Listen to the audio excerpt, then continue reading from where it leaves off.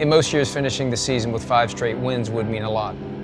It's hard to process a season that ended with a 9-8 record when you consider that the 8th loss came in the 12th game. It felt like one of those years where you end up with a top 5 pick. It felt like one of those seasons that just doesn't happen very often, where the wheels completely fall off. And the strangest part is, as the wheels were in the process of falling off, they found a way to push them back on, and they win 5 straight games.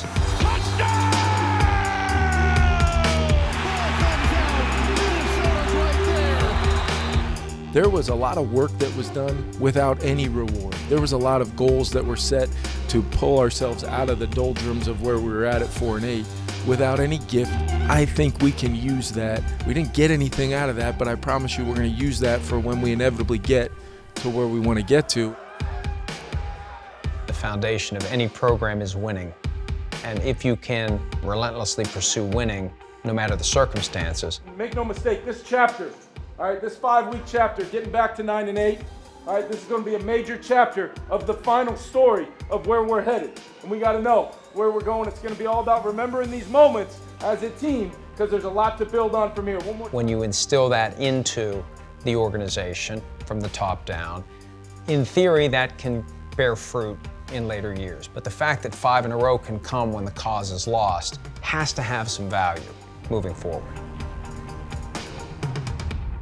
When the team made the surprising decision weeks after the season ended to fire GM Kwesi Adofo-Mensah, the first question that everyone had was, well, who's the new GM going to be? And it was a surprise to hear there won't be one, at least until after the draft. But when you consider how long Rob Brzezinski has been there, and if you assume that he will be able to build a consensus between the scouts and the coaches to make the right decisions with free agency, with the cap dollars, with the draft picks, we can get what I think every team needs to be successful, which is alignment. You know, there's a head coach, there's a head administrator, and there's a head personnel person, and everybody needs to work in tandem. What's up, brother?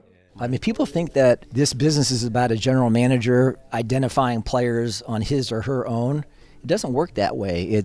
We have 10 or 12 scouts looking at every player, and you're building a consensus. And that's how you make good decisions. And I just want to be a small part of helping deliver a championship to our fans. They've been waiting a really, really long time, and it's going to mean so much to them when it finally does happen, and it will. Well, Rob's never really changed since I've been here. He's been the same guy day in and day out. He approaches it the same way.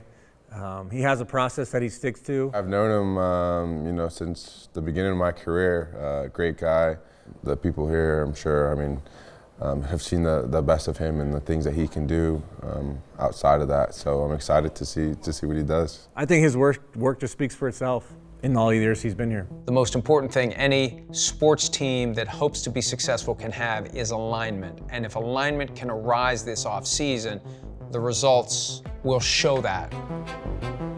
How are the holes going to be filled? How are the weaknesses going to be made into strengths? And it's just a matter of infusing the right players to allow the coaches to get the most out of their abilities with the guys who are on the field doing the things that the coaches know if we have the guys who can do them well, it will work and the team will win. Yeah, I'm excited, man. I think we have a really good group. The atmosphere is way different. It's different than any other places you've ever been at. Let's get it, let's go. There are going to be free agent options out there. Any free agent quarterback who wants to play is going to want to know that he'll have a full and fair opportunity to compete for the job. And he's going to have the confidence that he can win the job. The Vikings need to make sure whoever comes in understands that you are going to get a fair opportunity and the best player is going to play. Another quarterback comes in and we have a competition and we see how the players respond. We see what the coaches think. We see what happens when it's time to go out and have live reps in preseason games, and then decisions are made about who the best steward of the offense is going forward. I look forward to coming in and competing, getting to learn the offense, getting to be with Coach O'Connell. Genuine fandom. Ran deep, Vikings gear through and through. A lot of purple in my household. I know what my skill set brings to the game. I know what I'm capable of, and I think that again, like I said, I'm ready to come in and compete. Just watching from afar what KOC's been able to do with quarterbacks, offense, the guys in place here, B-Flow and the defense. I think that it's a great fit. And like I said, I'm thankful. I'm thankful for the opportunity, and I can't wait to get to work.